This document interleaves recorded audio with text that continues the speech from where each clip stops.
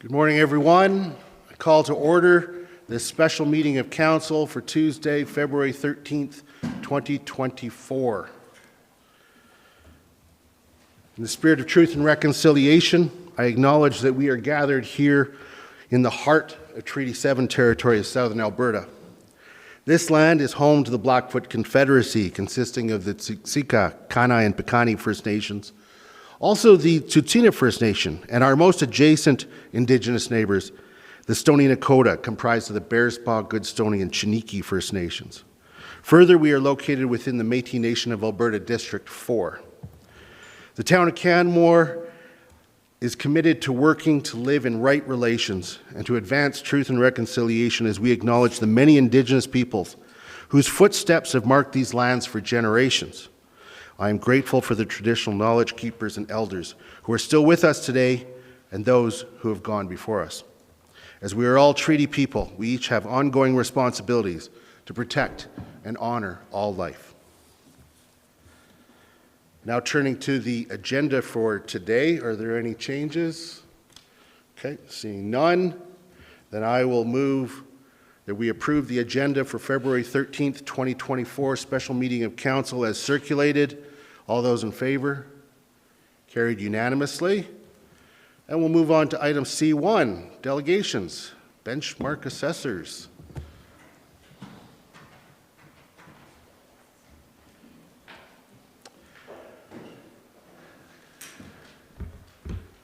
Ms. Biswas, are you going to do a quick intro? Yes, Great. I am. Thank you.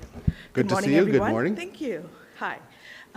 So we have today presenters from Benchmark Associates Assessments. We have Deanne Bannerman and Lance Village with us today. They are going to give us a summary of the 23 assessment for the 24 taxation year, which is perfect timing as today the assessment notices get rolled out. So, welcome. Great. Welcome to Council. We look forward to seeing you again. Yes, thank you very much for the invitation. It's always nice to be back in the town of Canmore before your worship and members of council. As was mentioned, I'm Lance and this is Deanne. We are from Benchmark Assessments. This will be our fifth assessment role that we've prepared for the town. And we always like to take the opportunity to come before council just to give a brief overview of the year-over-year changes within the assessment role. So we think it provides a bit of background for council. If you do get inquiries, phone calls, emails, etc., it just provides a high-level overview of what the assessment base is doing, such that you can pass on any specific inquiries to us. So with that said, I'll just take a moment to give a brief overview of the presentation. I believe this is the second or third time that we've given this similar presentation to council, so I think everybody's pretty aware of the assessment process, but there are a couple things that I do want to touch on just before we get into more of the concrete information with respect to overall market changes in residential and non-residential property types, as well as the assessment growth year over year. And finally, we'll just touch on a few key dates and some resources for council and the ratepayers.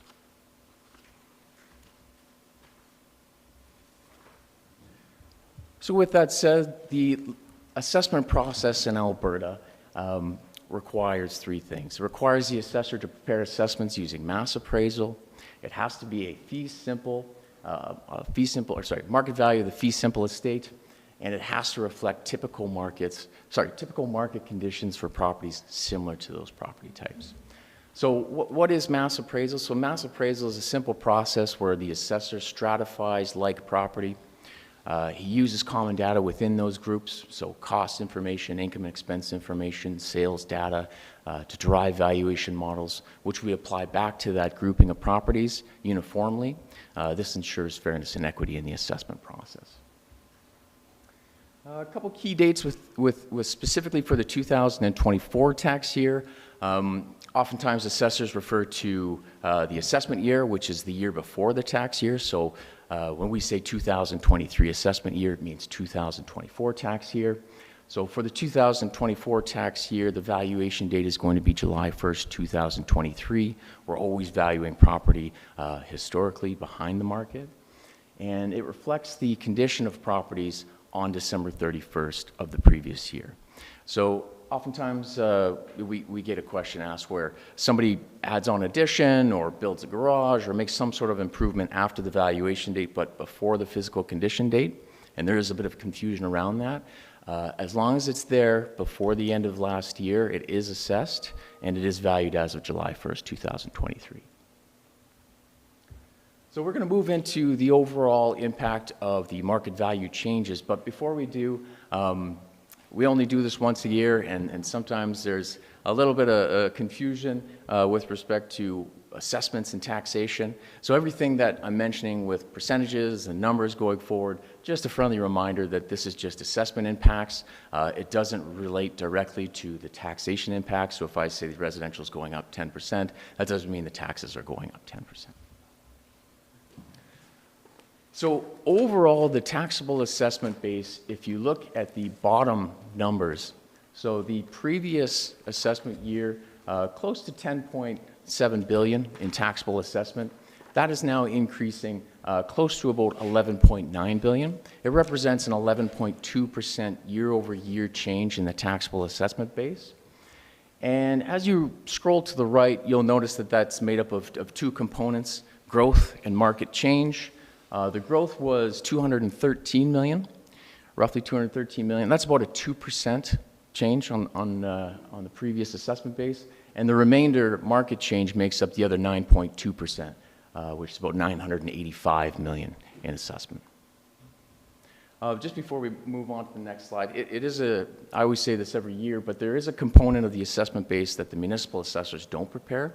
That is the nonlinear designated industrial property, as well as the linear designated property. They are prepared by the provincial assessor. They're sent to the municipality, sent 2 different dates. So the linear comes end of January, the nonlinear comes end of February. For the purposes of this presentation, I have not updated these numbers. We haven't updated these numbers just yet, but they will come in. The linears come in already, but the nonlinear will come end of February. It does make up a small portion of the assessment base, so it's not significantly impactful to the numbers presented here.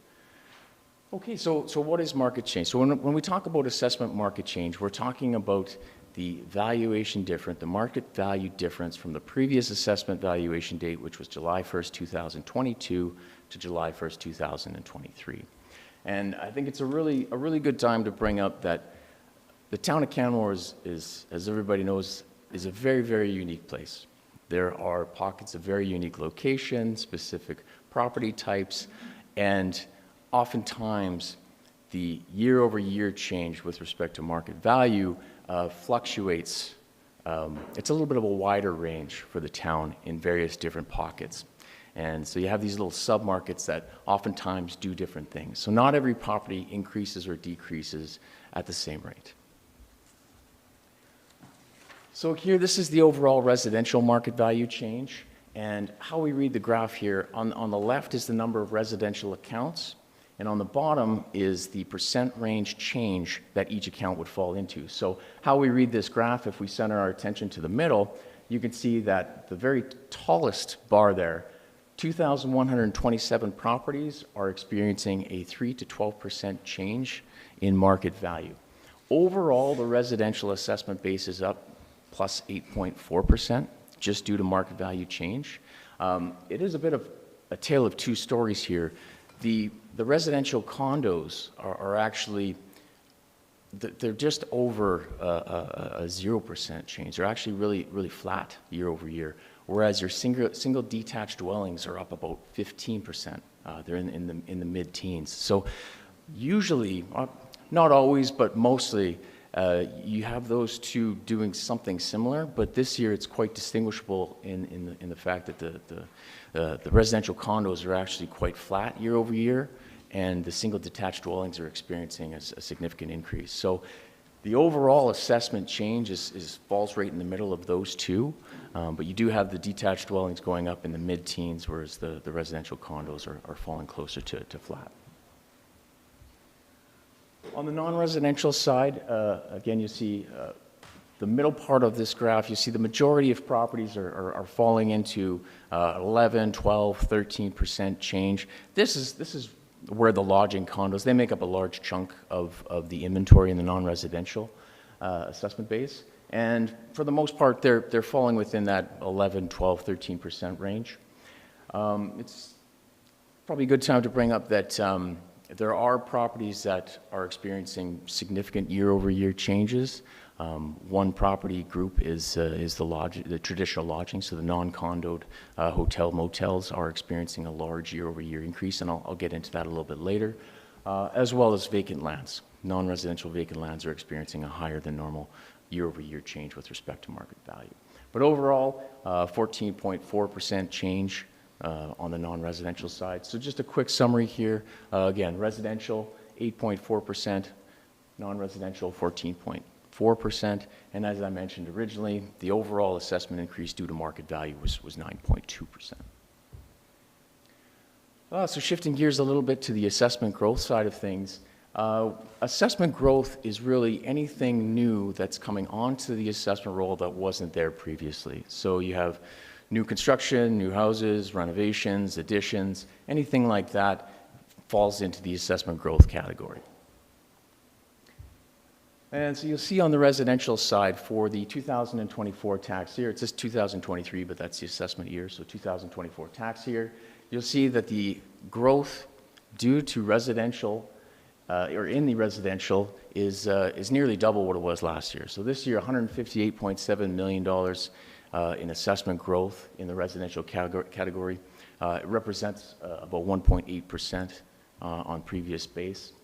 On the non-residential side, not quite double, but sure, still significantly higher than the previous year, $54.2 million in assessment growth, which represents about 3.4% of the previous base.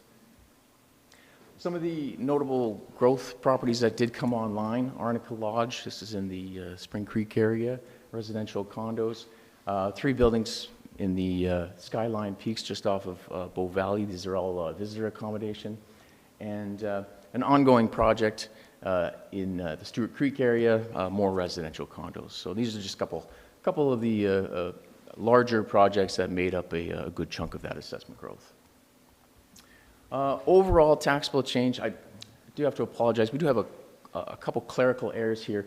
Under the 2023 assessment year for the residential, it says 9.2. It should be 10.1. It should be slightly higher.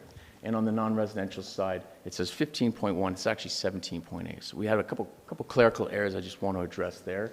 But overall taxable change on the residential, 10.1%, non-residential, 17.8. So that includes both market change and growth assessment. And I guess one thing just before we move on to the slide, the next slide here. Last year at this time, the overall change that we were informing council about was greater than 20%. So you can see that it is still a strong year-over-year change, but it's not quite to the significance as the previous year. So, but still pretty strong at 10.1 and 17.8. So we always like to bring forth any areas of which are experiencing year-over-year increases that are significantly higher than some of the more typical year-over-year changes. And as I mentioned before, one of the subset of properties that is going to be experiencing high year-over-year assessment changes is the traditional lodging. So the hotel and motel properties are experiencing a 36.4% increase. There is a reason for that. So lodging, when we prepare the assessments for lodging properties, we do use income and expenses from the hotels. We request from them their income and expense information. We do use 3 years of information.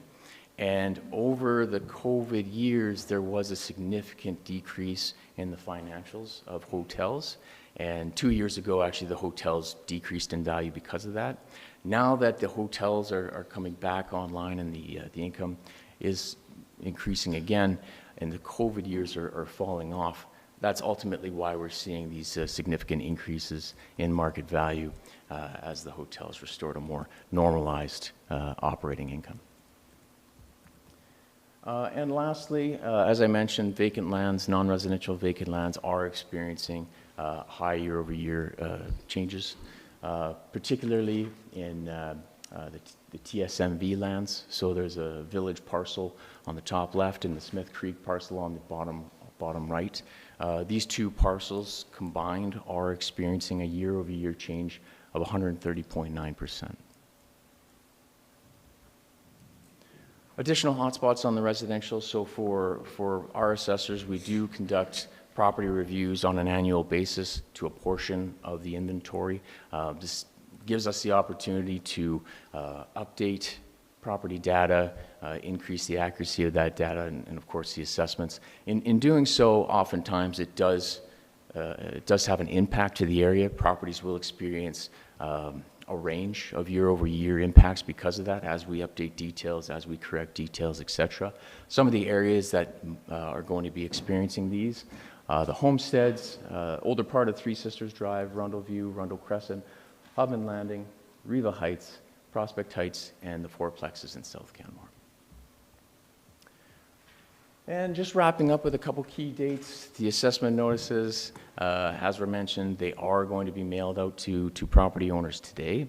So you should start receiving some inquiries and some phone calls shortly. And the assessment complaint deadline is going to be April 22nd.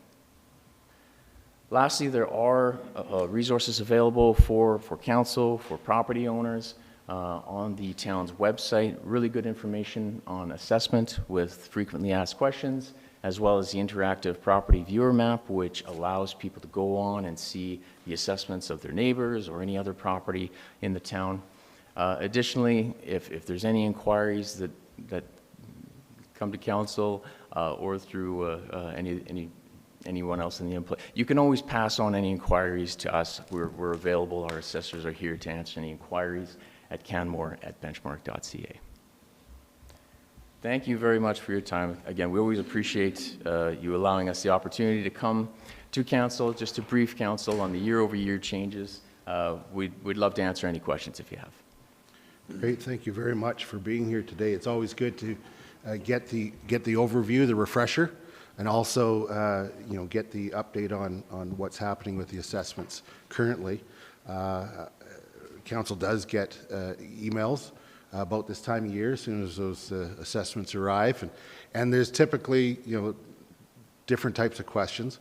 Some misunderstanding the increase in assessment meaning increase in taxes, not necessarily, depends on how you compare to the whole. So that's one type. Others, really seeing why it increased year over year, and I typically will direct them your way to get those details. So thank you for that. I did have one question with the non-residential hotspots. You noted the reason for the lodging going up, which makes sense. They're regaining their value after it was lost during COVID. About the TSMV lands, is that because there's now planning approved on those lands? Correct. Yeah. Correct. Okay. Is there any other forces at work there that cause it to go up that much? Nope, just that one. Last year, unable to develop on the lands. This year, they are able to develop on the lands. That has a significant impact on the value. That's the only reason. Yeah. Well, and of course, your general market would be mixed in that as well. Great. And so I'm looking to council for questions. Councillor McCallum. Thank you, Your Worship. And you should expect questions from me every year because I find this topic fascinating.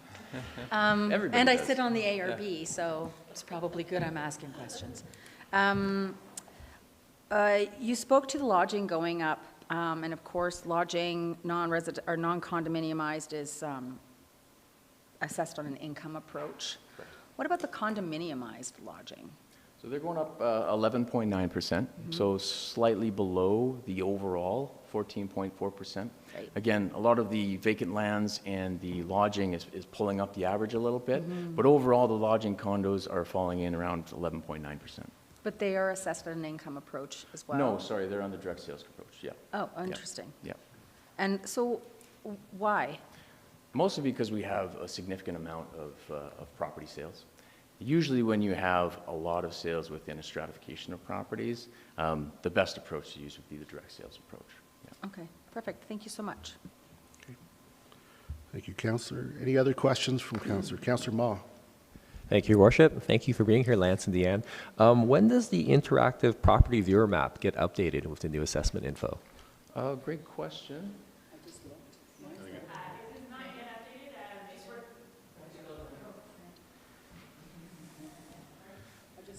Oh, okay.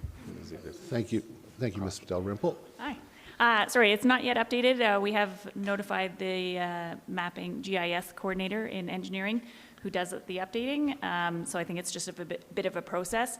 Today being the mail date, we weren't in a rush to get it uploaded before, but we would expect within this week. Yeah, to I see think that once online. people get their mail out, they'll be on the website, Yeah. kind of seeing Yeah. what their neighbors got going Yeah, on. we will have the assessment roll posted on the website today. So that's the one where people can look at, it's a PDF of all the assessments in town, and there's one version that is organized by civic address, and the other one that is organized by tax roll. So, you know, if you wanted to compare yourself to your neighboring properties, you could look up your property on Main Street and look on the civic addresses and look at all the ones on Main Street, and that kind of thing. So, Okay. Okay. yeah. Thank you very much. Thank you, Ms. Dalrymple. Councillor Faubert. Thank you, Mayor Crowser. and Thank you, Lance and Deanne, for your presentation. You had mentioned vacant non-residential was also up significantly. Is there a reason around that you could share with us? It's, I say it's up significantly, but it's about 23%. And just start strong market sales. I think with the vacant non-residential lands, oftentimes you don't get a lot of indicators. And it feels like those indicators are slightly increasing. So just leading us to more evidence that there is a strong year-over-year value change there. So I would just relate that to maybe some more transactions coming through, just indicating that the value is, you know, higher, slightly higher than year-over-year averages, yeah.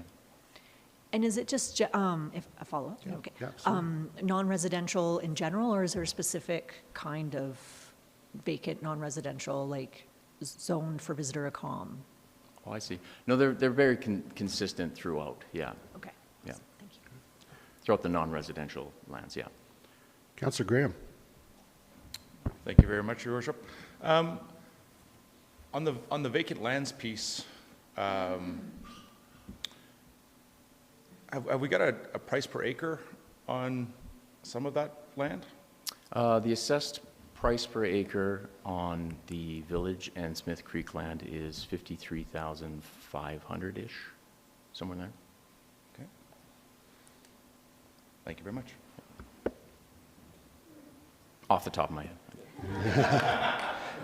I'm impressed at the volume of numbers that you were able to produce off the top of your head, speaking to them. But I guess it all comes with part of the job. That's right, yeah. I would hate for somebody to be the assessor that was not good with numbers. So, yeah. Looking to see if there are any other questions. Oh, Councillor McCallum. So I have a kid in grade 12, and I understand that there's a shortage in your industry. Incredible shortage, yes. Well, Should I be encouraging young people to consider assessment as a Yes. career choice? yes, Okay, thanks. yeah. Right on. Okay, well, with that, I see no more questions. Once again, thank you for spending time with us this morning and providing us information, answering our questions. Hope you have a good rest of the day. Thank you again for inviting us. Appreciate it. Moving to agenda item D1, approval of minutes. Looking to council to see if there's any errors or omissions from the January 9th minutes. Okay, seeing none, then I'll move approval of the minutes of January 9th, 2024, regular meeting of council as circulated. All those in favor? Carried unanimously. All right, we'll move to item G1. This is the revised land use bylaw amendment 2023-33, direct control districts.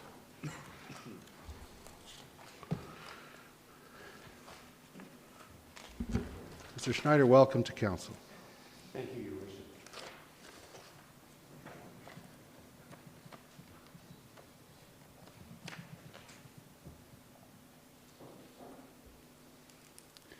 Good morning, Your Worship, members of Council. I am here today to present an amendment to the land use bylaw which covers 8 direct control districts. The purpose of the bylaw is actually a response to and an outcome of a number of bylaw amendments to the land use bylaw that concerned clarifying the role of the development authority, who would be the development authority. In some cases, it would be Planning Commission. In other cases, it would be the development officer. This same package that Council considered set variance limits for the development officer and for the Planning Commission, and it also clarified within the actual mechanic bylaw of the Planning Commission. There was a motion that came out of that process that asked administration to look wherever possible to see where the development authority could be downloaded from either council or Planning Commission down to the development officer. So this is the first of a series of amendments to several direct control bylaws that exist within the land use bylaw today.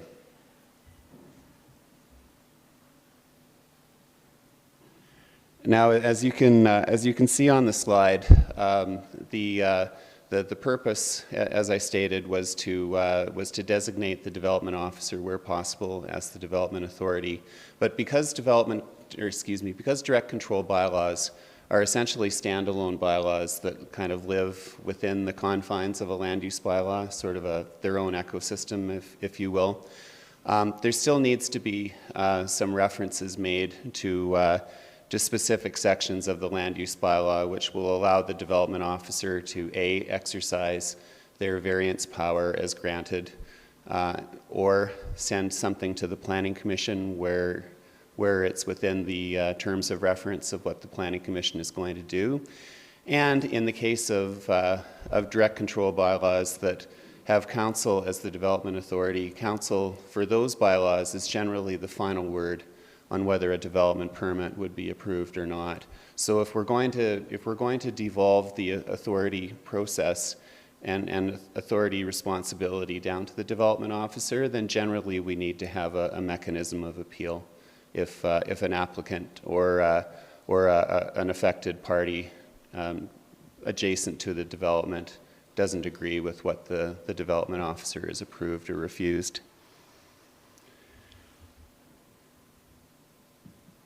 Oh, I should add that there were a couple of direct control bylaws where we found technical issues that weren't necessarily problems today, but could result in problems for landowners later, and we've cleaned those up, and I'll mention them when we get to our maps.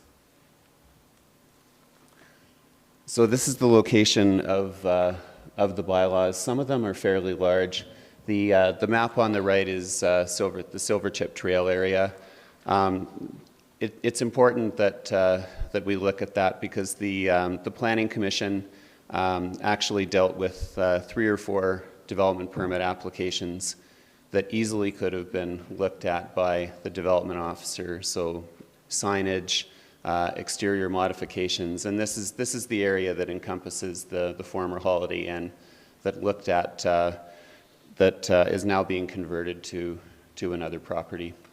The map on the left is for Canmore Collegiate, and council has to approve any sort of a modification to the school. So in the past, Mr. Gravel has written staff reports. They've passed in very quick record time.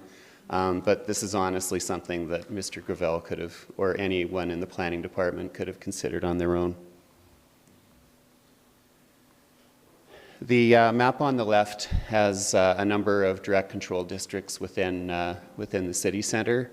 So there's the Civic Center direct control district on the left, which is the building and the environs around that.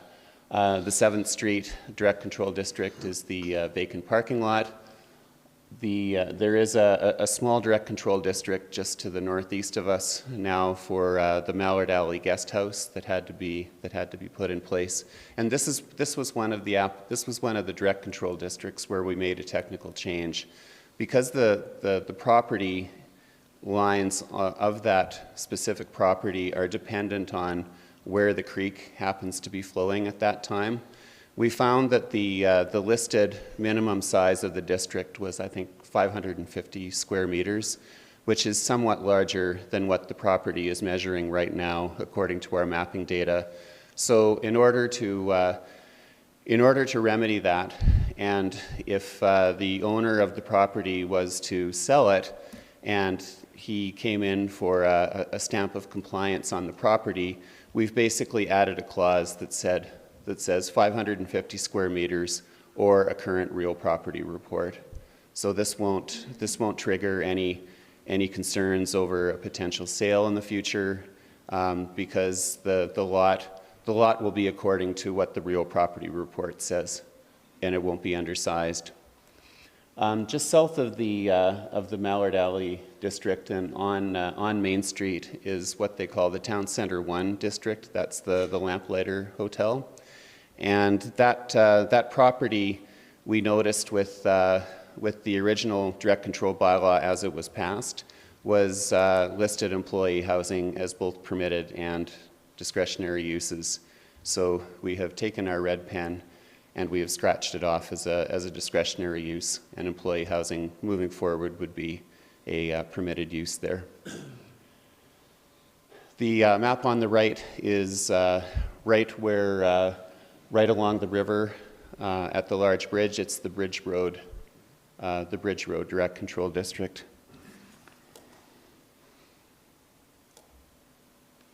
And then finally, there is a direct control district that was intended for housing out around where the reservoir is. That's the Spray Village Direct Control District.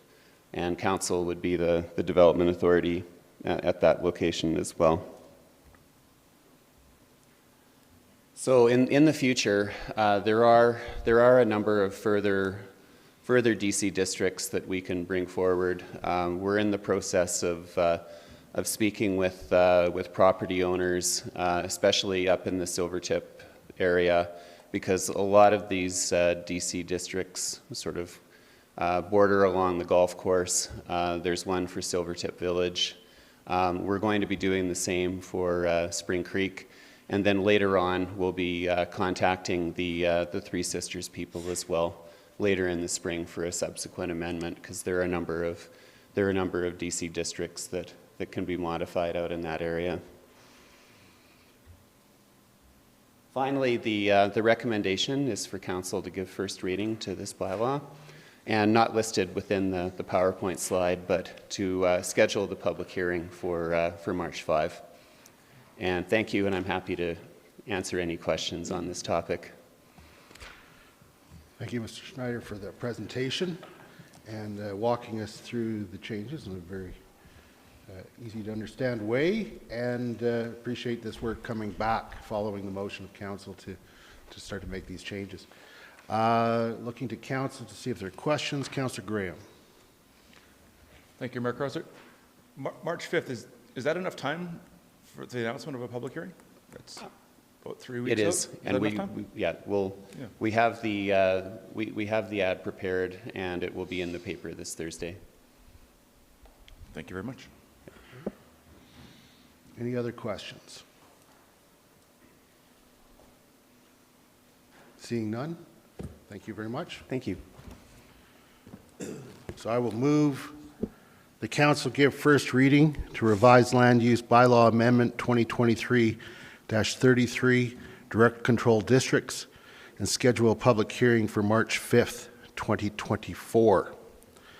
Speaking to the motion, as I mentioned just a moment ago, I appreciate this is the first batch coming back to us as these direct control districts are evaluated to determine if there is more efficient ways of dealing with certain changes that come forward. So in the example today, as this council has seen, we've had applications or presentations come forward with respect to the high school that really just, it slows things down because it has to wait for a council meeting, has to be prepared for the agenda and all that ahead of time, when it could have really just been approved by the development officer had that authority been granted. And we've also seen where addition of a deck in a direct control district comes back, and that's really not the level of decision making that council should be concerned with. So I appreciate this coming back, and I will be supporting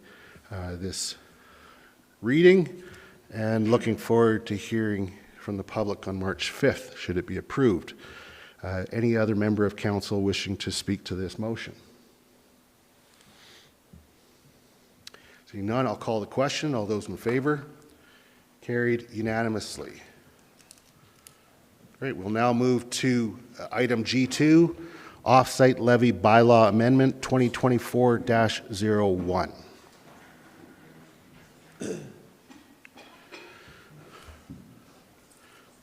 Mr. Kinsberg, welcome to council. Good morning. Thank you very much.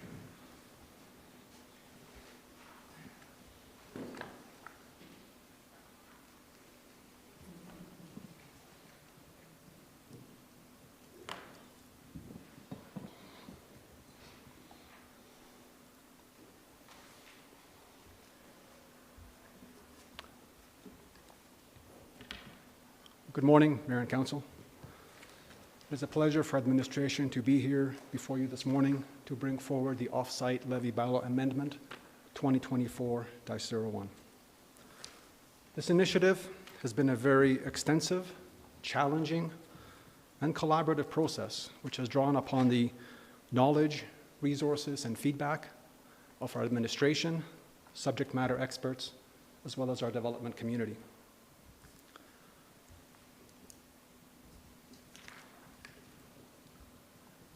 I would like to briefly review what the off-site levy bylaw is and why it is necessary that the town of Canmore has one. The common expression that summarizes the intent of off-site levies is to ensure that growth pays for growth. More specifically, off-site levies are charges imposed by municipalities on developers as conditions of new development and subdivisions. They are heavily regulated under Section 648 of the Municipal Government Act, Alberta Regulation 187-2017, and must be authorized through bylaws made by Council.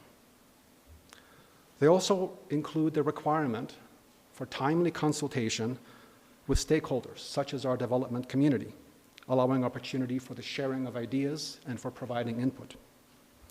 And as well, they have very specific rules on what can be collected and how. For example, we can only collect levies for projects which are only identified in the current off-site levy bylaw. As the town of Canmore grows and development continues, new projects become necessary to support this growth. Having an off-site levy bylaw allows us to ensure that the costs of this new or expanded infrastructure are fairly and consistently allocated without having to individually negotiate with each developer or stakeholder. In light of the changes over the last 4 years, we have an obligation to our existing tax and rate payers to update this bylaw to ensure that fair and correct amounts are being collected to cover the town's costs in supporting this growth.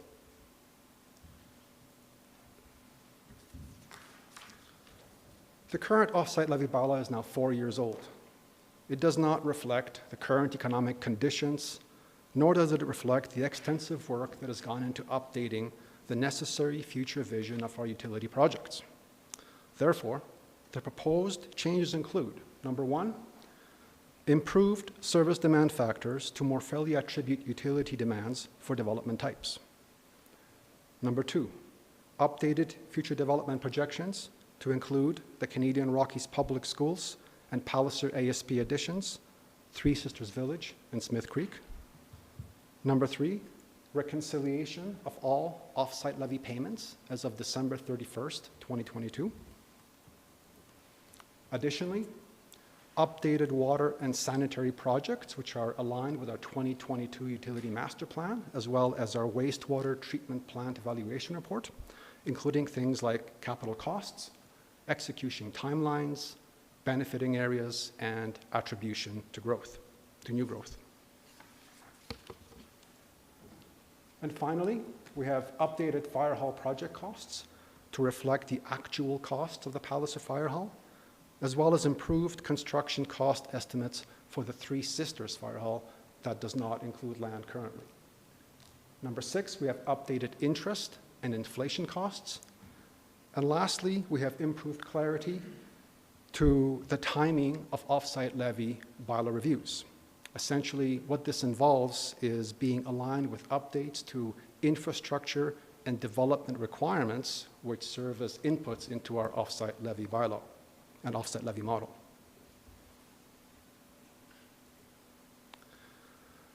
Now, the cumulative impacts of these proposed changes have resulted in significant increase in the total value of projects required to support this growth, approximately $274 million, which is twice the amount in comparison to our current bylaw. Effectively, what this means is that we need to be collecting about twice the amount we currently are. We can see the fractional amount attributable to developers for new growth is approximately $155 million, and that is about 56% of the total. The remaining 44% is attributable to the town since it benefits existing development. The amount which has been collected to date since the beginning of the offsite levy program is about $31.5 million, which is an increase of about $8 million over the last 4 years that our current bylaw has been in effect. That's about $2 million each year.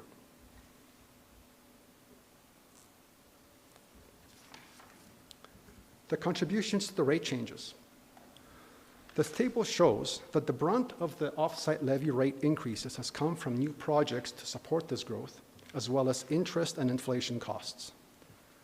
We can also see that future developments, such as the Palliser lands additions and the updates to the service demand factors, have somewhat tempered this near doubling of rate increases, as the costs are now shared over more development units.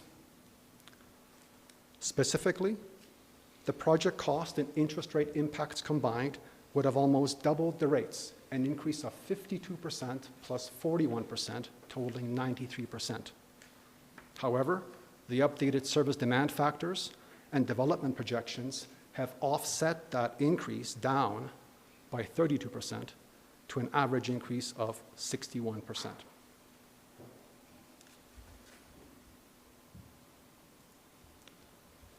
In closing, administration's recommendation today is that council give first reading to the off-site levy bylaw amendment 2024-01.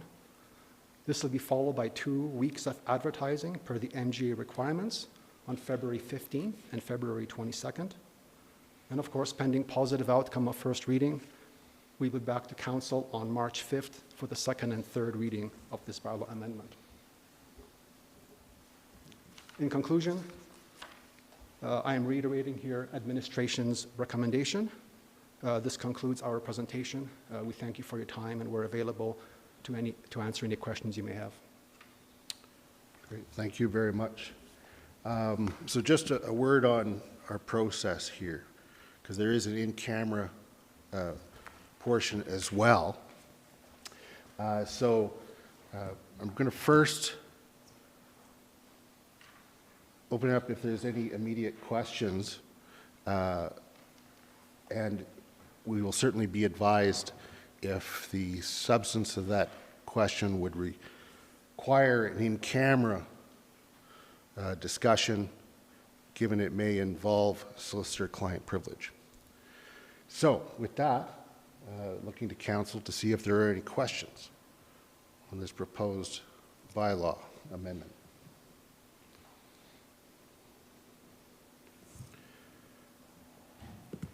Mr. Kinsberg, I know that there's been a lot of collaboration with the development community, and there's also a letter that's been received from BODA expressing some concerns with this bylaw.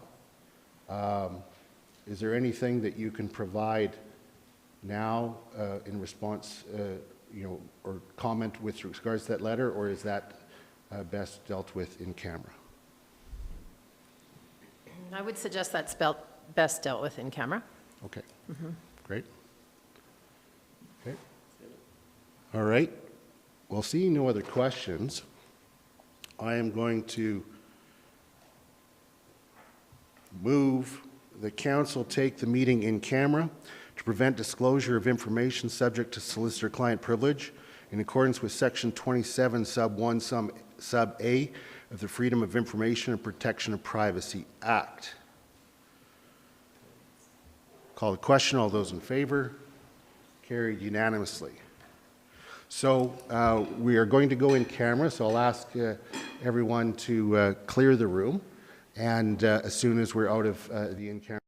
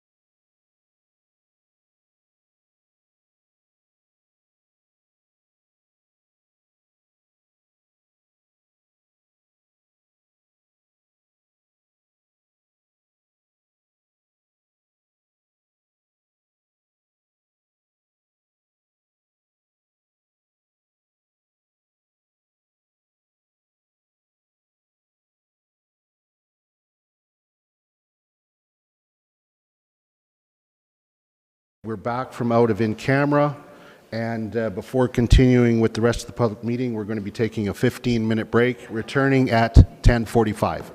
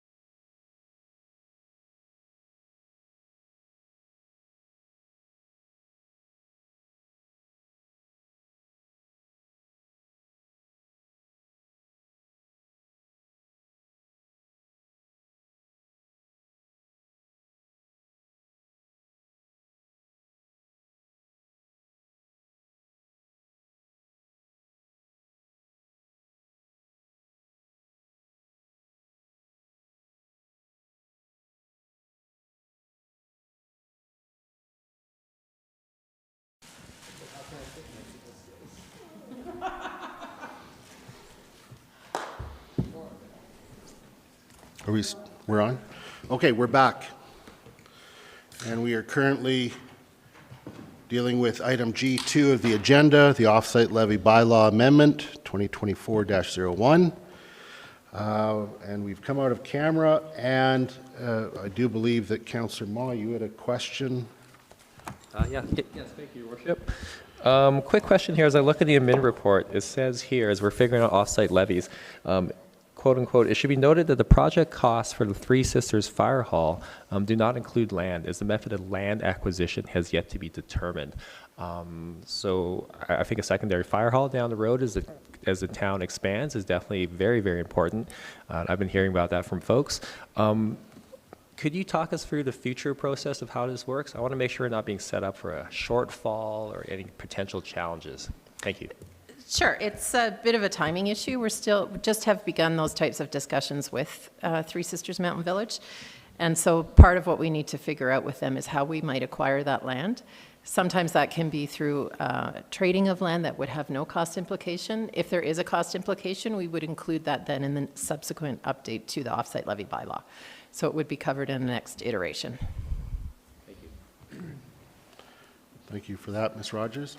Looking to council to see if there are any other questions pertaining to the report. Okay, seeing none, I'm now going to move that council give first reading to Offsite Levy Bylaw Amendment 2024-01. Speaking in favor of this, I am very appreciative of the process that has gone on for quite some time to create this revised bylaw and set up a positive process also going forward with regards to future reviews. I do know that there's still a letter that's been provided by BOTA recently, very recently, that that may spark some additional conversation. And so I am going to be supporting first reading. I'm also going to then, should first reading pass, be making a subsequent motion with regards to that letter from BOTA. And also then, with it being advertised, looking forward to hearing if there are any other comments from the community that should be considered prior to second reading. Would anybody else like to be speaking to the motion? Seeing none, I call the question. All those in favor? Carried unanimously. And I'll ask Ms. Hyde to please put up on screen the motion that I'll be making.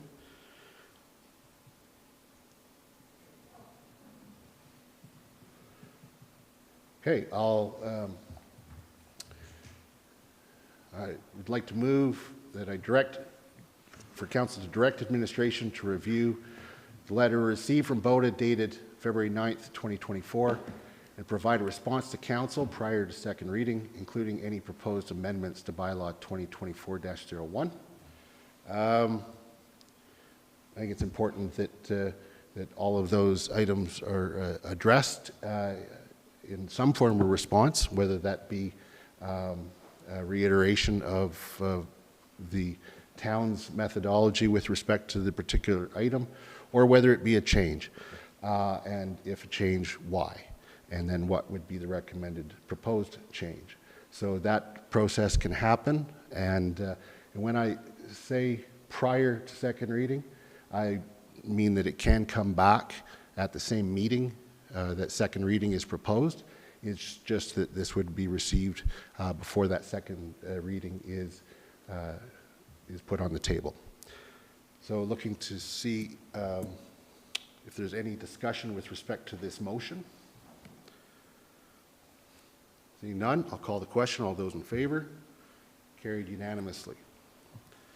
Okay, we'll now move on to item H1, Canmore Community Housing Funding Request for the Vital Homes development. Look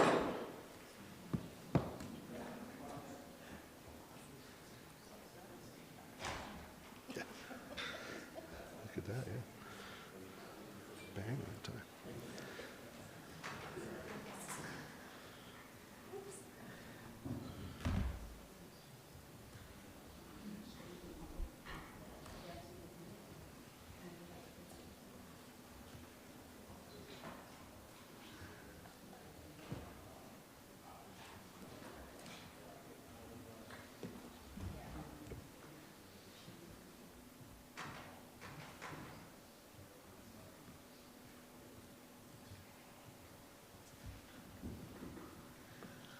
Ms. Rogers, welcome. Thank you. Sorry, just getting organized. So I'm here today to inform council about a funding request for a vital homes development from Canmore Community Housing. The motion is that council approve a transfer of $864,500 to Canmore Community Housing from the town of Canmore's Vital Homes Reserve for use as working capital for the 100 Palliser Lane Vital Homes development. The Canmore Community Housing Board has approved this motion coming forward to council. I believe 4 members of council sit on that board.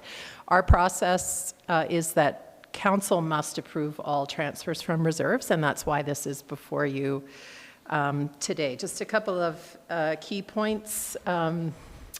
We have, just let me grab this so I can actually see what I'm looking at. I'm sorry. I'm still thinking offsite levies. No problem. The current projected balance of the Vital Homes Reserve after accounting for a $250,000 transfer to offset an increase in the CCH requisition that came to you during the budget process this past fall leaves us with approximately $2.6 million in that reserve. So this request for $864,500 will constitute a drawdown of just over 33% of that remaining balance. As you'll recall from our discussions during budget time, we don't currently have additional contributions going into that reserve, and we'd recommended then that administration come back to you this coming fall as we review the budgets for 2025 through 2028 with a proposed plan for how we continue to replenish that reserve. That in 2022, the decision was made by the council of the day to limit the Vital Homes levy to fund only operating costs, and those additional contributions were eliminated. Clearly, we need to be able to fund these types of projects.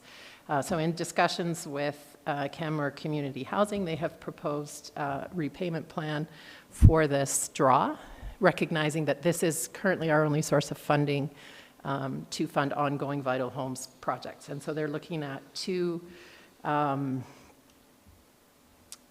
contributions, one at the end of 2025, one at the end of 2026 to replenish this fund. In the meantime, we are still waiting to hear an update from the Housing Accelerator Fund. There's still a possibility that we will have some funding come from that grant application process.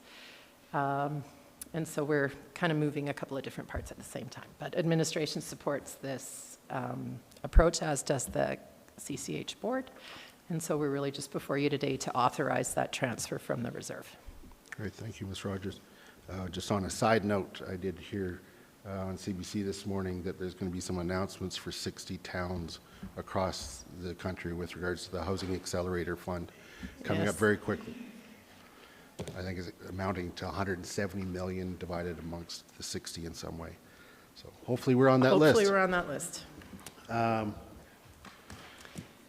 Okay, looking to council to see if there are any questions. I do note that you mentioned that the council participation on the board, and of course, when they vote at CCH, they're wearing their CCH hats, and when they're at council, it's their council hats, correct. So having to look at it from a different perspective. Mm-hmm. I don't see any questions, so thank you very much. I'll then move that council approve a transfer of $864,500 to Canmore Community Housing from the town of Canmore's Vital Homes Reserve for use as working capital for the 100 Palliser Lane Vital Homes development. Speaking to that motion, I'm very supportive of us moving forward with these housing projects, and I appreciate that a repayment plan has been discussed, and that seems to be a very timely repayment, so that's appreciated. And I also look forward to continued discussions on a variety of fronts over the next year, some at budget, some otherwise, with respect to funding housing projects that are related to the municipality going forward, including discussions with the provincial government around municipal debt limits and looking at any other alternatives that we have to raise revenue to fund these projects. So I would like to support this motion and look to other members of council to see if they would like to speak to this motion. Councillor Ma. Thank you, Your Worship. I will happily support the motion. I just wanted to say a personal thank you to Janae, Chris, and Michelle. CCH has been moving very quickly, and this is a big project with a heavy lift, and I know it's a big price tag, but I'm looking forward to seeing this move forward. And as you said, Mayor, let's see if we can find some other funding ways to keep the ball rolling quickly. Thank you. Anyone else wishing to speak to the motion? Councillor Graham. Thank you, Mayor Crozer. Thank you to CCH and all of their work on this project and the board members there. This is a significant draw from this fund, but it is necessary. I do really appreciate the repayment structure that we're looking at, which makes me comfortable moving this amount of money out of that reserve at this point in time. And this is one of our #1 priorities. So looking forward to moving these projects along. Thank you. Seeing no one else, I'll then call the question. All those in favor? Carried unanimously. We'll now move on to H2, Greenhouse Gas, GHG, Reduction Incentive Program Initiatives.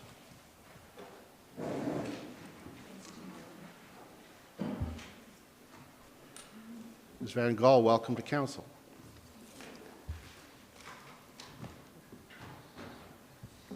And Ms. Fournier.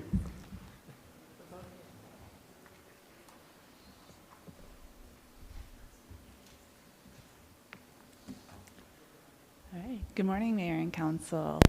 As you know, my name is Caitlin Van Gaal. I'm the Supervisor of Environment and Sustainability. I'm joined here with my colleague Amy Fournier, Energy and Climate Action Coordinator, and we are here to present on the greenhouse gas reduction incentive programs that we're hoping to run in 2024. If I can get you just bring the mic down, point it directly at your mouth. There we go. Perfect. Is that better? Yeah, you betcha. Perfect. So before we jump into the presentation, I'll just share with you a brief overview of what we're going to discuss today. So first, I'll share with you the recommended or proposed motion that's before you today. We'll go over a brief project background. I'll then hand it over to Ms. Fournier to talk about the details of the incentive programs you're being asked to make a decision on today. We'll then give you an overview of the Affordable Services Program e-bike discount we're hoping to run, and then share the recommendation one more time, and then open it to questions. So before you today, we are asking that Council adopt the approximate allocation of funds with the previously approved $200,000 Sustainability Reserve allocation.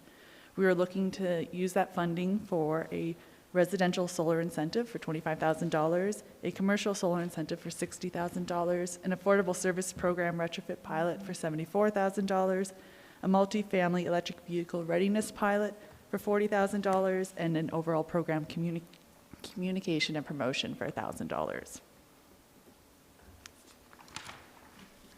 So we just wanted to take this opportunity to remind you where this work is coming from and how it falls within the environment and sustainability portfolio on climate action.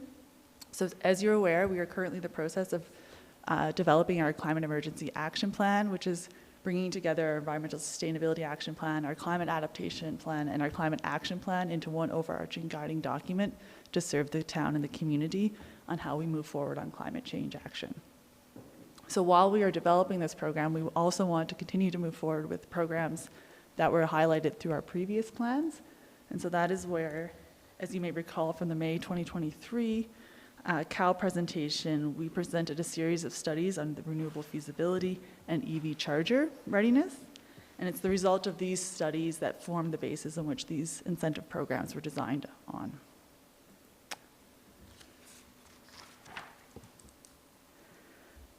So a few of the decisions that were made over the past couple years that led to the design of these incentive programs were, in 2021, Council approved the creation of the Sustainability Reserve, which is funded in portion by the ATCO and the Fortis franchise fees.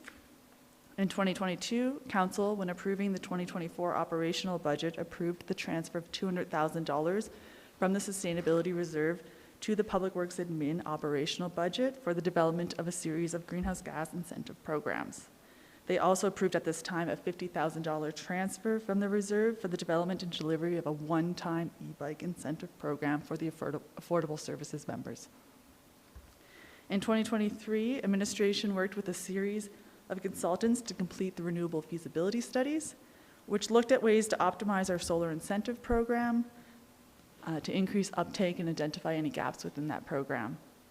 We also looked at how to best run a lower income incentive program, understanding that individuals who are lower income are not able to fully participate in some of our current program offerings because they need to have the cash up front to participate and then be reimbursed, or because they have to take out a loan against their home through the Clean Energy Improvement Program. We also at this time looked to study the municipality's role in the transition to electric vehicles, and it was determined through that study that we are best suited to increase access to EV charging, especially at home.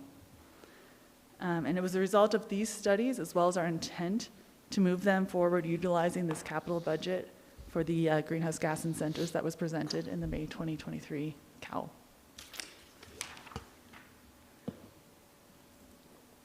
So before I hand it over to Ms. Fournier to go over the details of each of the incentive programs, we just want to go over the guiding principles that we have set for the Sustainability Reserve. These guiding principles are intended to give us as administration some direction on how we prioritize programs and actions under the Sustainability Reserve.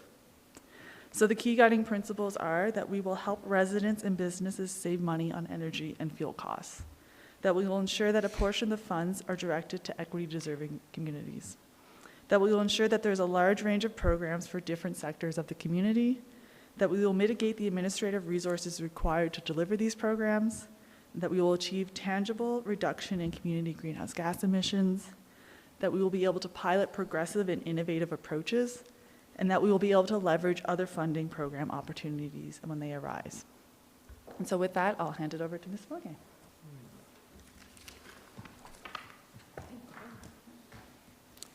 Thank you and good morning.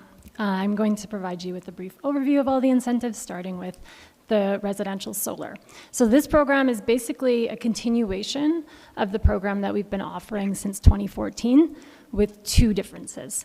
So the first difference is that we've doubled the number of incentives. So previously we had 10 incentives of $1,250, and now we will have 20 for 2024. This is due to the consistently increasing interest in the program. The second difference is that we're shifting it from kind of a broad solar incentive program to just a residential focused program. So while commercial businesses and institutions could previously apply to this program, there was very little uptake in that sector. So this one will just be for homeowners. We are ready to launch right away, and then homeowners will have until the beginning of April to apply. The selection process will be via a lottery if there is more interest than available incentives.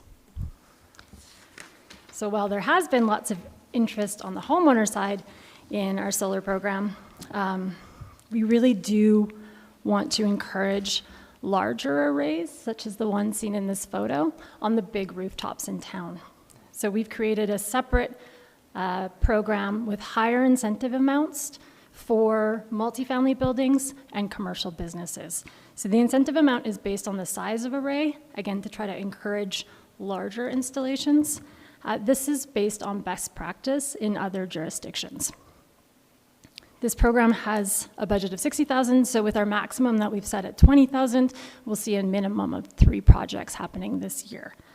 Like the residential program, the timelines will align, it'll be application-based, and then if there is more interest than available funding, we will also do a lottery for this program.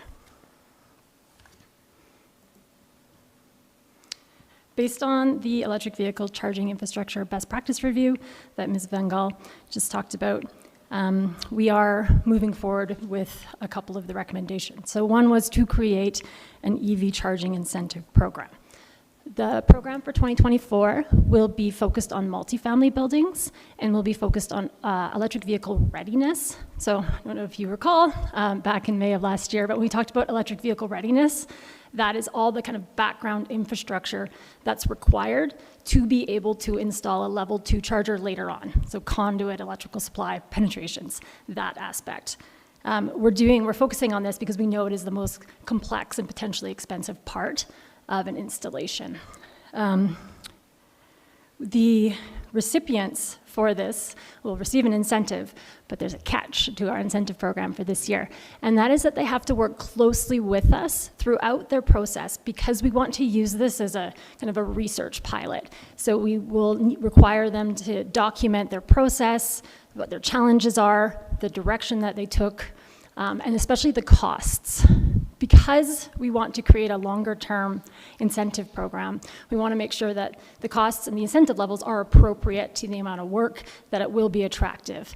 The other reason we're doing this research-based approach for this year is because one of the other key recommendations from that study was to require EV readiness in new construction. So we also want to use this year as a way to kind of ensure that the research that we have from other jurisdictions is valid in the local context. So those are the kind of two main goals of this particular program. We also are looking at the Zero Emission Vehicle Infrastructure Program from Natural Resources Canada. So this is a very significant funding program offered by the federal government for half of the charging costs for multifamily buildings and commercial businesses. It comes with a lot of work, and so we're evaluating kind of the trade-offs of going through this program and seeing if we can find some partners to potentially do this, because it will significantly leverage the amount that we have and could really be the mechanism by which we really increase chargers in this community. The Affordable Services Retrofit Pilot is the last program in the suite of incentives under this budget. It will reduce GHGs, but its primary focus is actually on addressing energy poverty. So before I jump into the details about the program, I wanted to provide some background on energy poverty and what it means. Households that spend more than 6% of after-tax income on energy costs, so in our case here, that's electricity and natural gas, they are considered to be in energy poverty. This is an important and unique issue because energy costs are often disproportionately higher for lower income people. This is because for any of us who are lower income, it is much more likely that we would be living in an inefficient, older, drafty home. And because of this, lower income people will pay a lot more to heat and power that home on a per square foot basis than somebody who can afford a much newer, more efficient home or has the financial means to make energy efficient upgrades. The study that we conducted found that 11% of all households in Canmore meet this energy poverty definition. More than half of these households are actually beyond that definition and spending between 10 to over 15% of after-tax income on energy costs. So while these households would be in most need of energy upgrades, they don't participate in the grant rebates and financing programs that are currently available because of the barriers and risks that Ms. Bengal already highlighted. The research and best practices in this field indicate that there needs to be income qualified, specially targeted programs that meet the needs of lower income people. So we actually are really fortunate here because we were able to pilot such a program. The Calgary and Edmonton are currently operating the Home Upgrades Program, and this is through a number of partners and funders. And we have been given the opportunity to piggyback on this. So through this program, we will fully fund required improvements to reduce energy bills for between 4 to 7 homes. This includes things like weather stripping, lighting, insulation, in some cases furnace replacement, or window or a door. This pilot not only provides direct benefit to those participating and energy reductions, but it also gives us research and learning to inform other programs to address energy poverty specifically. Because we're leveraging what Calgary and Edmonton are doing, All program development and program administration costs are covered by them and those partners, and we are able to direct our funding to actual retrofit costs. Whether this program will continue past 2024 is unknown at this point, so part of it will be what we learn and our evaluation of it, but the other part is whether Calgary and Edmonton continue to go ahead and if we're still continue to leverage what they're doing. We are ready to open this up to Affordable Service Program members right away. Intake will be directly through that program. It's all set up. And family and community and support services staff have been providing significant support all the way, and they will be the ones connecting Affordable Service Program members to this opportunity.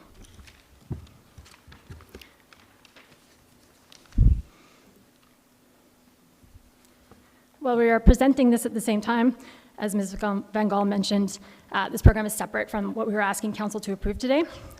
This came from a separate motion with a separate budget and direction on how to deliver the program. The intention today is to share more details about the program that we are working on launching soon. So this is a one-time budget for 2024 only. We, the Sustainability Environment team, worked closely with family and community support services staff and engineering to determine how to best implement this program. It's also based on research and best practices from other communities. As requested by Council, it's limited to Affordable Service Program members.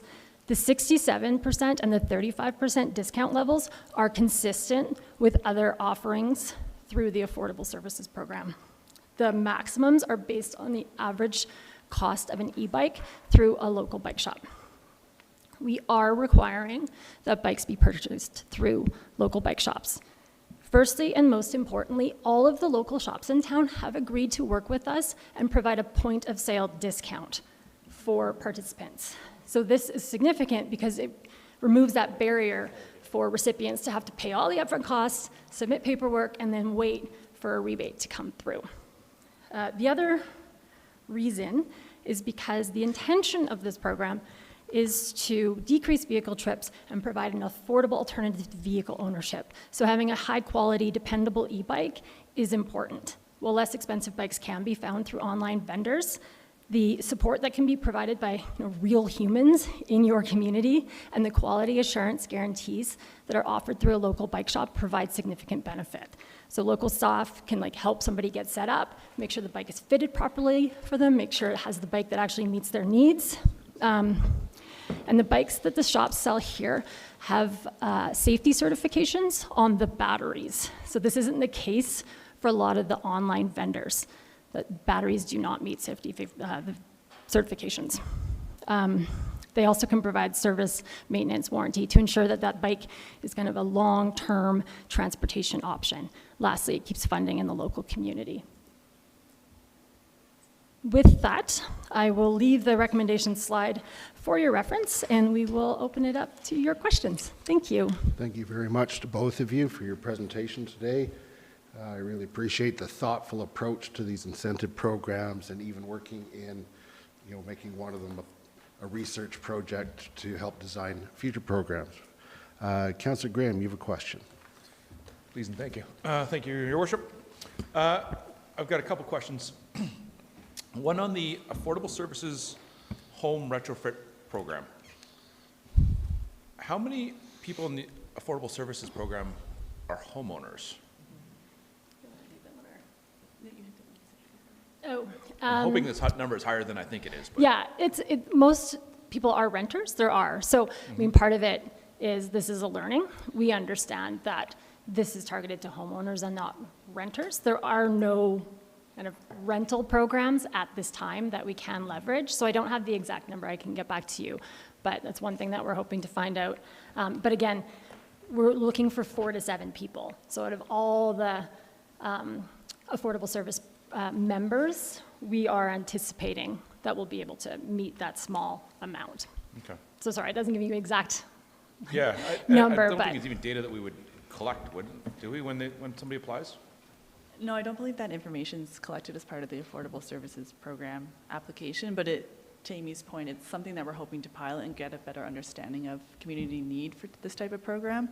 And as Amy pointed out, we suspect that a large percentage of the affordable services members are renters, and there currently are no great or good rental programs that are being offered across the country. This is a problem that a lot of communities and provinces are trying to resolve, because there is the risk of rent evictions or increasing rent costs after you do upgrades. So you have to make sure you have a strong regulatory or legislative background to support those people that are in that situation so that they don't get evicted from their homes as a result of these. So to Amy's point, we're just piloting. We'll have more information after this year, but we do know a significant portion of people that do live in Canmore do own their home. So whether or not that applies to the affordable services members, we're hoping to find that out.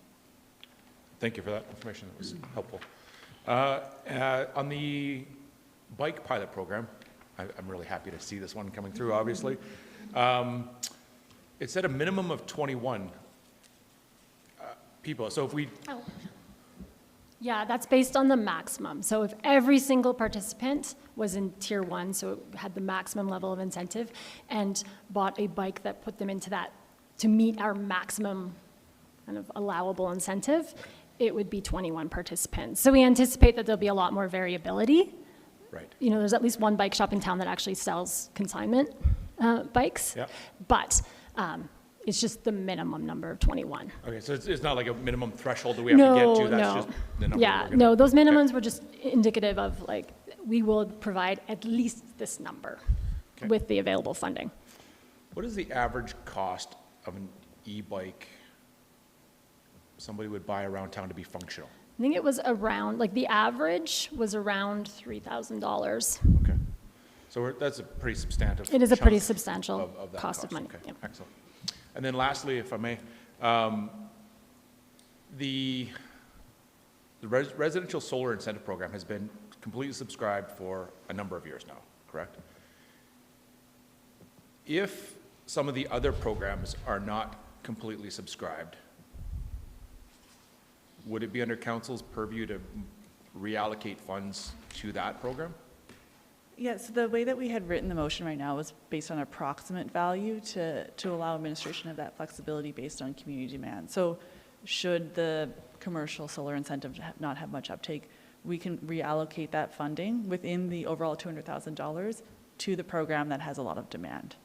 Does council need to do that, or will administration do that? The way that we have it written right now is that administration would have that ability within that operational line item. But that flexibility is there? Yeah. Most exactly. excellent. Thank you very much. Councillor Ma. Thank you, Your Worship. Great stuff, guys. A question I get from some folks about the residential solar incentive. Do they already need to have the project costed before they apply, or can they apply, see if they get in for the lottery, and then start the process? For the residential, we ask for a quote. So we don't want to see it. We just ask, have you already received one? And the reason we do that is over the years, we really, because there's also a wait list, we really want people who are serious about it to be applying. So we want them to do that upfront work. And some people will have the desire to do it, but then find out that their roof doesn't actually support a system, or their neighbor's tree provides all the shade and it's not economical at all. And then for residents, it doesn't cost them to get a quote. Like residential solar incentives are simple enough that that's a fairly easy process. Okay, great, thank you. Councillor McCallum. Thanks. These are some really interesting offerings, and I'm grateful for you bringing them forward, because I think that there's something in here for everyone. And I like that. A question about solar, and we have solar, and I stop paying for electricity in around March, and I start paying for it again around end of November. So it's worked out very well for us. But I'm curious about cost.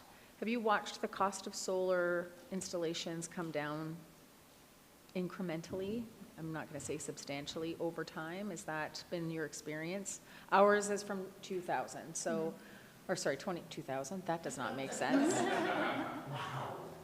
I need more coffee in my purse, apparently, since 2020.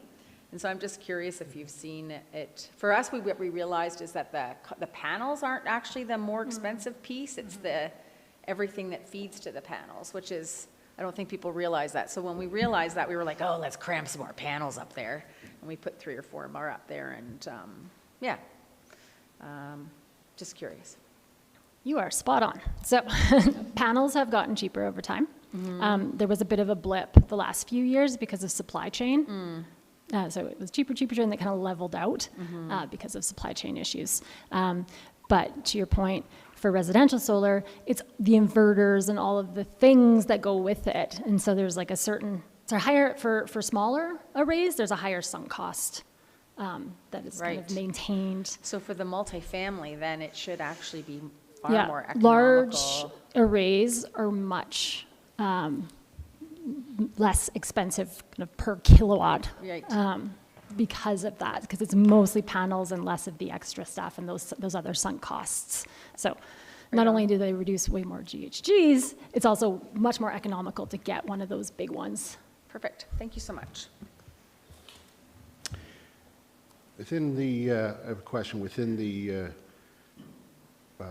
guiding principles, number 2 is ensuring that a portion of the funds is directed to equity-deserving communities. I was just wondering how you define equity-deserving. Yeah, so equity has become, I don't know if you've experienced this too in your work, and it's a lot more of an important issue in climate action than in past years. And so it is meant to just draw attention to being thoughtful about approaches to ensure that communities that are lower income, that have been historically marginalized, are not left out of the benefits of climate action, or even worse, that are potentially harmed by climate action. Because a lot of times programs and things that are meant to reduce GHGs kind of only benefit a certain segment of the population, and it leaves behind a lot of other people that can't participate. So we don't have a true, like, if you're this, you're that. There's a lot of definitions of equity-deserving people, but I know for our community, we're really trying to pay attention to newcomers to Canada, to people who do not speak English as a first language, and lower income communities. The only thing I would add is that we, Amy and I have made a real effort in our work to work with our community social development folks to ensure that our programs are supporting the people that they also work closely with, and that we're not inadvertently doing anything that wouldn't support them. So I think that guiding principle to Amy's point, and then in addition that we made that effort to work with our community social development folks. Well, and it's obvious with the alignment with the Affordable Services Program, and your comments earlier around those of us in lower incomes might be more adversely impacted than somebody in a higher income that can afford the retrofits and the good windows and the whatever, right? Okay, so thank you. And I will be interested, just picking up on Councillor Graham's question around the retrofits for homeowners. Be interested to see what the take-up would be through those in the Affordable Services Program. It very well may be that there's some learnings, that there's another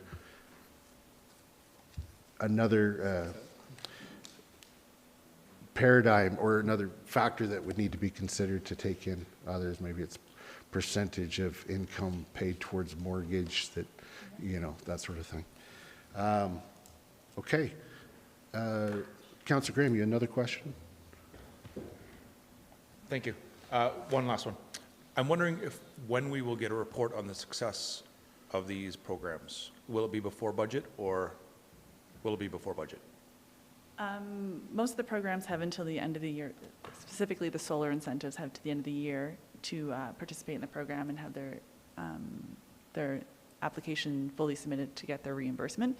The retrofit pilot and the e-bike incentive we're hoping to run this spring to align with the timeline of the program that's running in the city of Calgary and the city of Edmonton, as well as to make sure that people get out on their bikes before summer and prime biking season. So I guess our plan was to potentially return early next year, but we could provide an update, maybe an administrative update on the progress of the 2 incentives that will be hopefully wrapping up by, or subscribed by summer, and kind of where they're standing.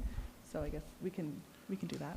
I imagine that initial take-up on these programs will probably inform budget asks for future years as well. So there'll be some information at budget time, I imagine. Yeah, Okay. and we have the plan to run each incentive for the next, excluding the 2 pilot programs, for the next 6 to 5 years, evaluating them kind of on an annual basis as needed, based on uptake and concerns that may come up. Excellent. Well, here's hoping it's Great. All right, looking to see if there are any other questions. Seeing none, I thank you for your time today and your thoughtfulness with these programs and answering all of our questions. Thank you. So I will move that council adopt the approximate allocation of funds with the previously approved $200,000 sustainability reserve allocation, which was motion 314-2022, as follows. 1, residential solar incentive, $25,000. 2, commercial solar incentive, $60,000. 3, affordable services program retrofit pilot, $74,000. 4, multifamily electric vehicle readiness pilot, $40,000. And 5, overall program communication promotion, $1,000. Speaking to this motion, I will definitely support it, just as we supported the allocation of the overall fund. I really appreciate, as I mentioned, the thoughtfulness behind these programs and how they can serve those particularly who may not have the means to access some of these savings or opportunities. I think that affordability element aligns very well with our livability goal and all of our efforts around livability and affordability. So I very much support this program. Councillor Faubert, you'd like to speak to the motion. Yes, thank you, Your Worship. I would like to enthusiastically support this motion. I think that this really represents leadership and innovation on behalf of administration and the sustainability team, because we're not just looking at reducing our greenhouse gas emissions, we're also looking at equity.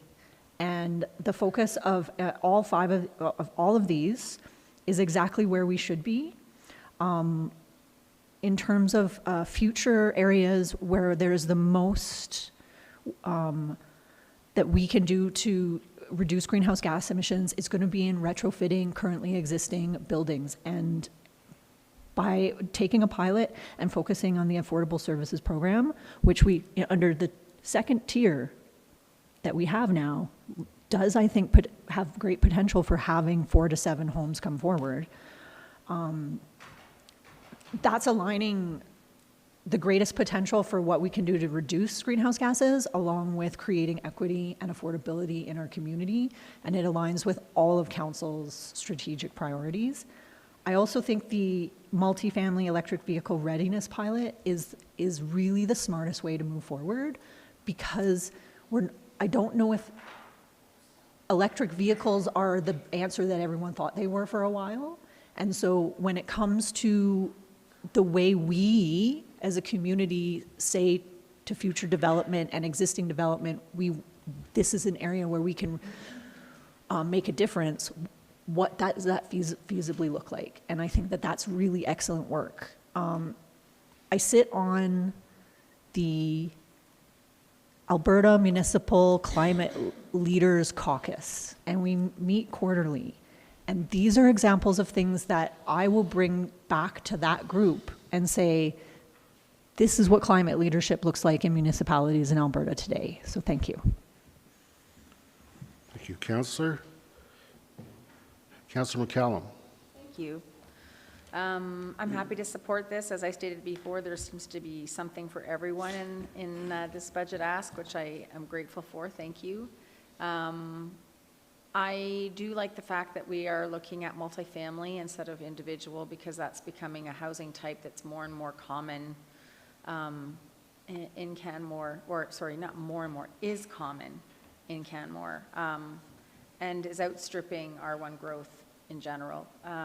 So I'm pleased to see that. And I'm also really happy that we're focusing the dollars for the bicycle incentive, e-bike incentive, to people who really need the dollars.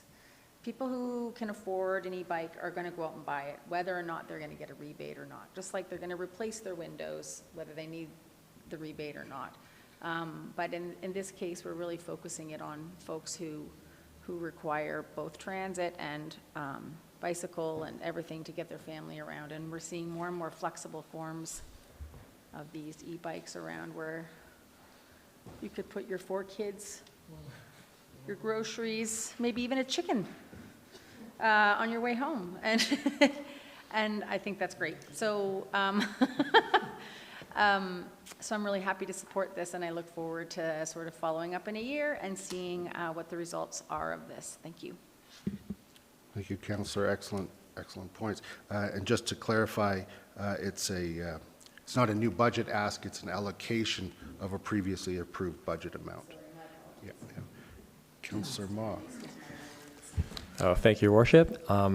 Really happy to enthusiastically support. Oftentimes, to be a little more environmental and to reduce your GHGs, you have to come from a place of privilege, and this is tacking away at that piece. And so that's really great. Loving to see the pilots. Curious what we get for outcomes from those, and that's a great way to experiment. Thanks, guys.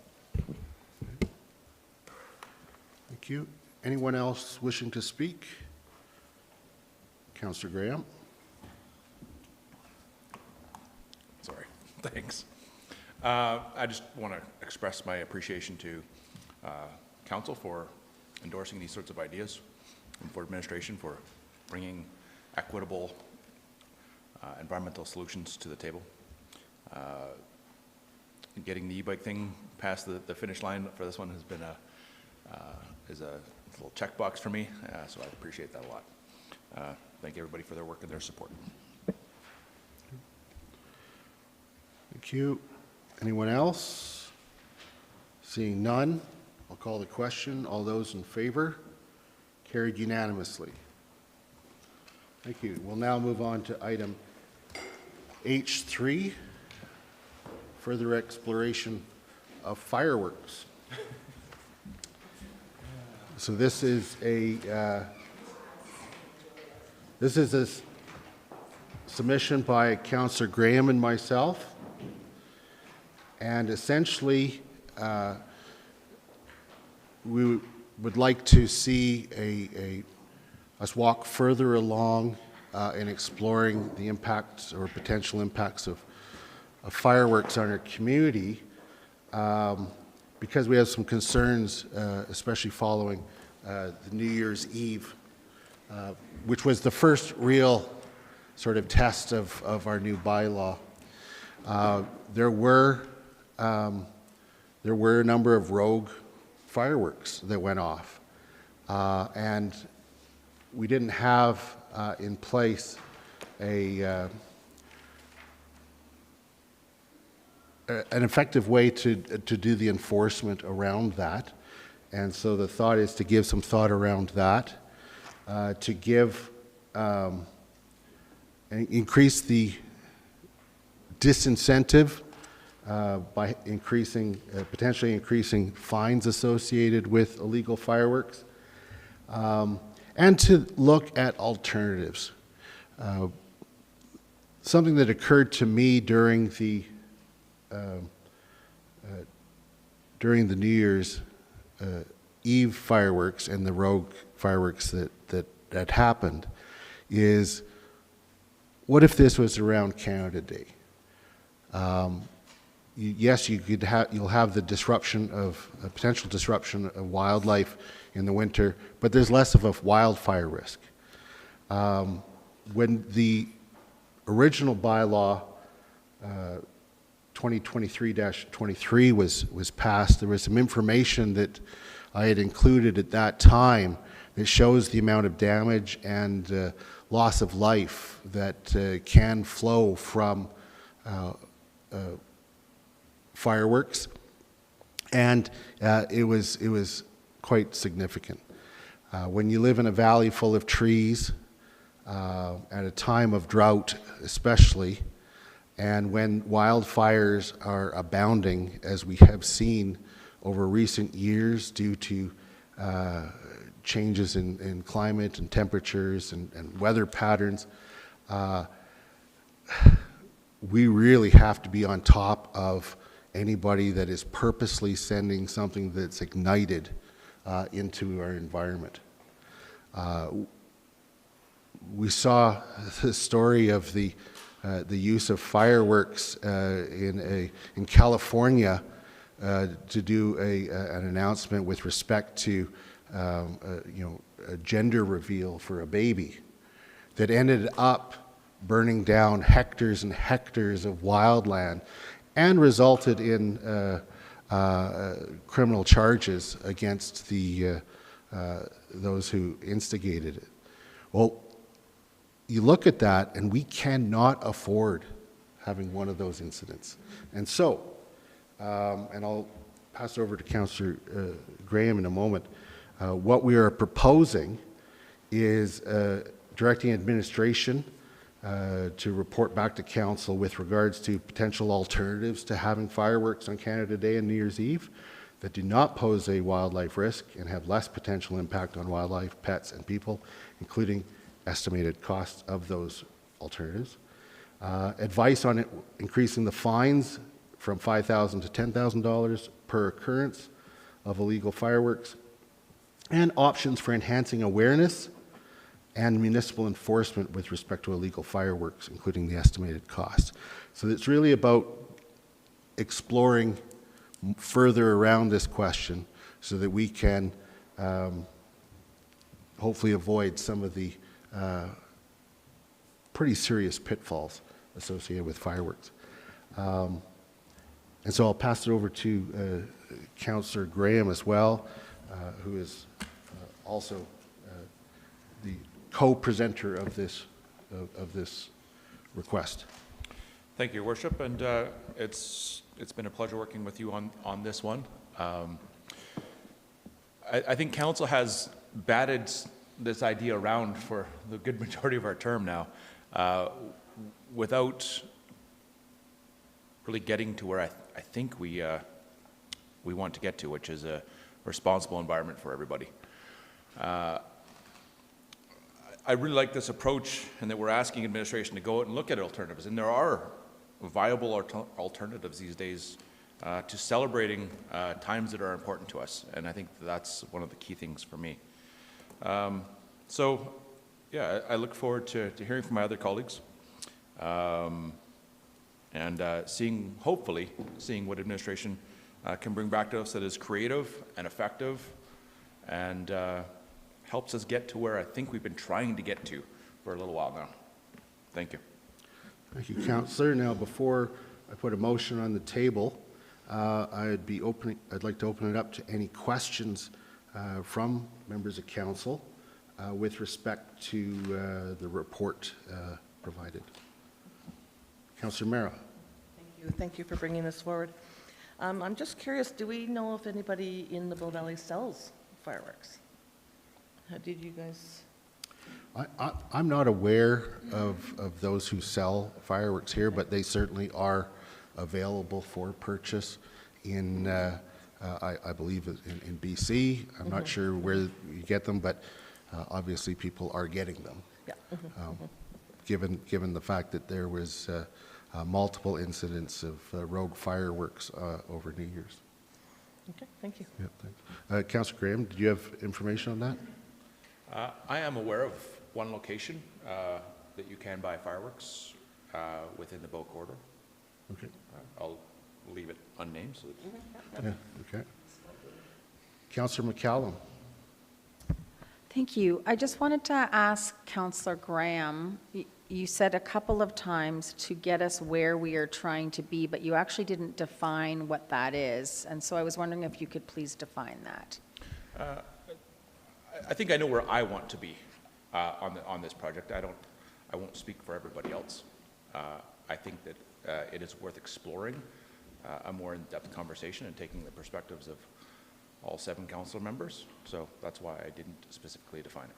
Okay, so can you define it for yourself then? Because you're still not defining it for me. Sure. We've seen Banff and Banff National Park move away from their fireworks displays for Canada Day because of wildfire, because of wildlife, and because of the human impact that it does have. I'm cognizant of those ideas and appreciate them.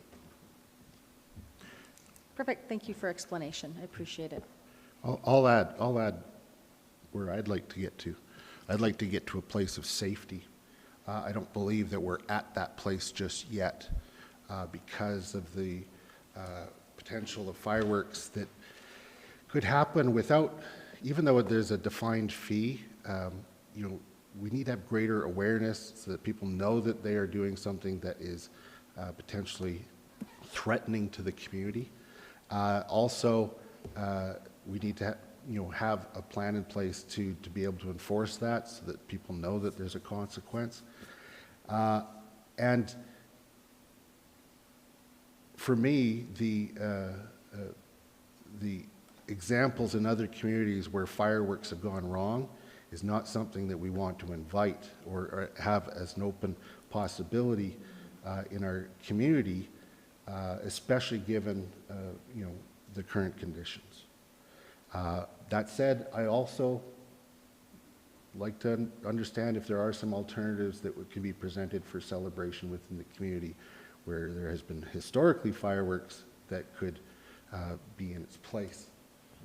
And maybe there isn't. Maybe one of the options is just no fireworks, period, but maybe there is something that we could embrace instead of fireworks.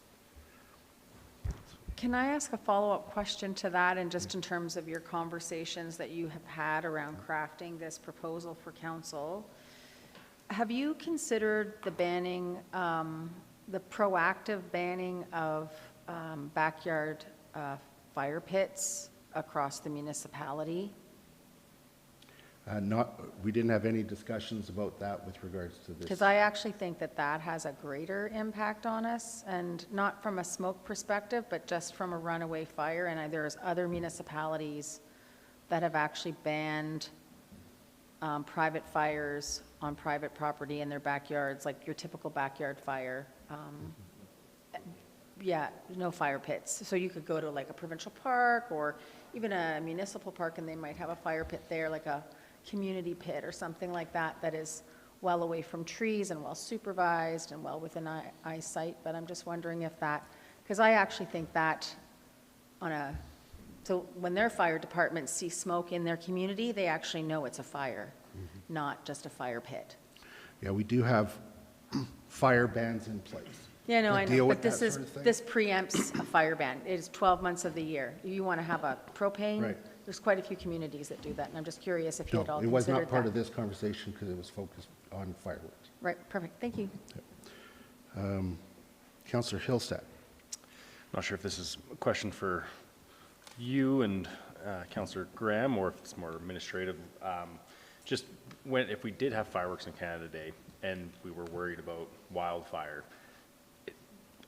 do we, if there's a fire ban on, would we just say, sorry, we're canceling the fireworks because of that risk, like for the ones that we would be providing? Or again, can't remember if we've ever had time when we've canceled the fireworks due to fire risks.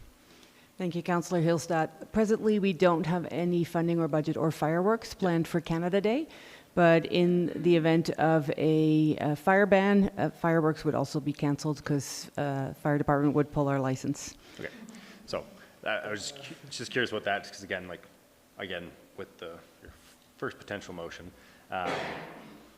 we would obviously, the fireworks that we control or that we let happen wouldn't go if there was fire risk.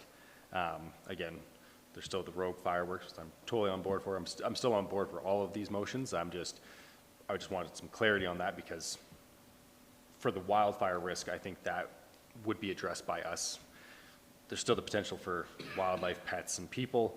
And I think that's always going to be something questioned, because again, if we look at doing something else, if you're doing a drone show or something, there's other issues with that, because just for fun, I watched a couple on YouTube, and they are really loud, because drones got that nice high pitch, annoying squeal, and when you have one, it's bad enough. When you have thousands, it's really bad. So just, again, for the alternatives, again, maybe there's something else outside of those, but that's just the one that I looked up, and it does really look cool, but they are loud.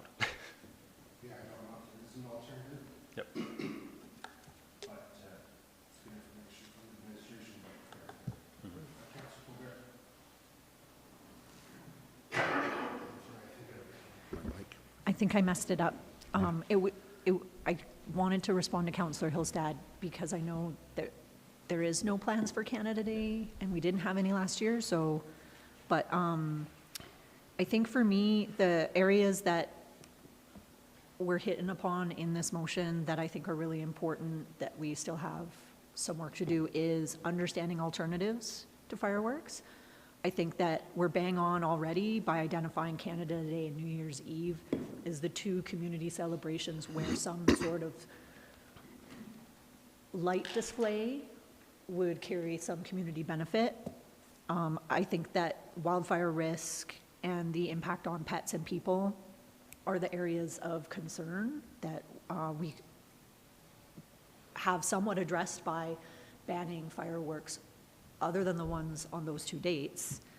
I think the advice on the fines and options for enhancing awareness and municipal enforcement are really important, especially given our experience on New Year's Eve. And I'm really curious what Canada Day will bring us this year.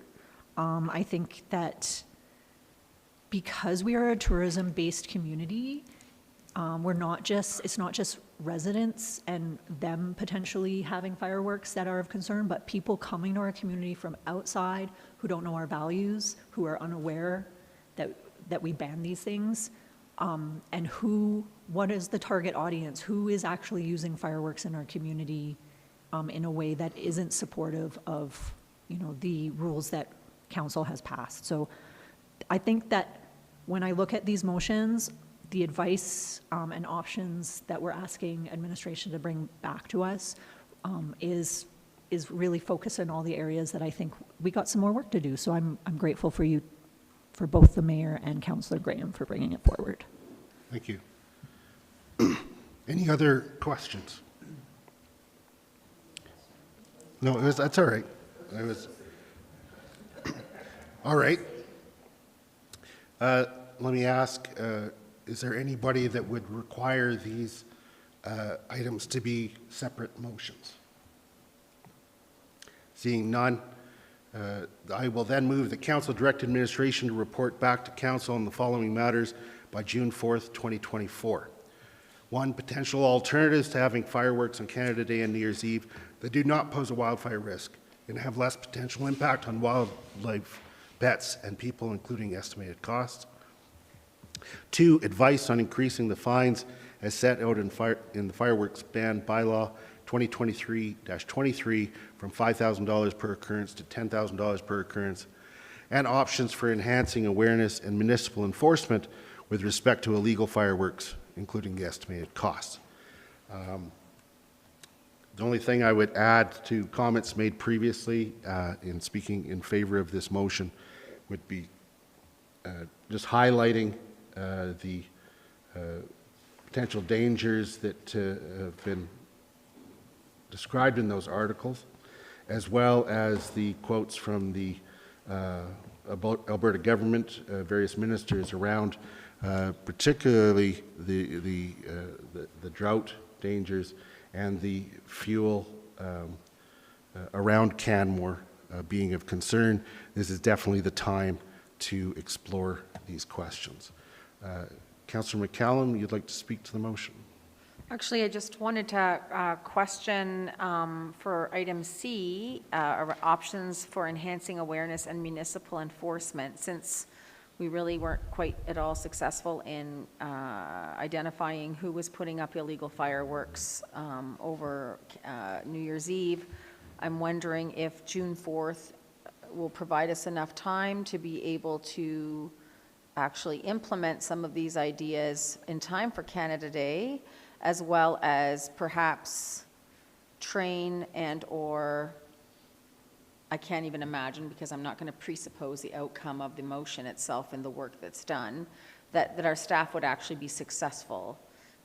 Do you think that that's enough time, or do you think that maybe they should be given more time to implement these ideas in time for Canada Day? During agenda review, Mr. Mackay indicated that June 4th was doable. Okay, all right. Originally, Councillor Graham and I had put forward the potential of May because of thinking of implementation prior to Canada Day, but he indicated that June 4th would be. Interesting. Dr. Cottle, did you have anything you wish to add to that? No? Okay. Councillor Graham, did you have anything you wanted to add? Okay. Councillor Ma, you'd like to speak to the motion? Yeah, thank you, Your Worship. Thank you to yourself, Mayor Kraussert, and Councillor Graham for bringing this forward. I'm in support of this. I think between the wildlife impact, the human safety piece, and the fact that we just assessed the value of the town's tax roll at $11.9 billion, the benefit of having fireworks really pales within that. So I'd be really keen to see what the report comes back with from admin. Thank you. Thank you. Councillor Morrow. Thank you. Thank you, Mayor Kraussert and Councillor Graham, for bringing this forward. I too will support these three motions. I'm looking forward to seeing what potential alternatives we have to fireworks. There are also, I just want to mention that there's also light laser, apparently shows that you can have that have no noise and no fire sparks. So maybe that's something that we can look into. And as far as the fine goes, I'm ambivalent to that, but I figure if they're going to break the law, they're going to break the law. So I'm okay with the $10,000 incurrence. I hopefully that that will just discourage them a little bit more. Thank you. Anyone else wishing to speak to the motion? Okay, seeing none, I'll call the question. All those in favor? Carried unanimously. Thank you. Okay, so now there's one more item on the agenda. It's a personnel matter. It's an in-camera matter. I don't know if there's a motion coming out of it or not. What we'll do is we'll go in camera, and then afterwards we'll come out. If there's a motion, there is. If not, we'll just adjourn. Okay. And so I will move that we go in camera. All those in favor? Carried unanimously. Okay.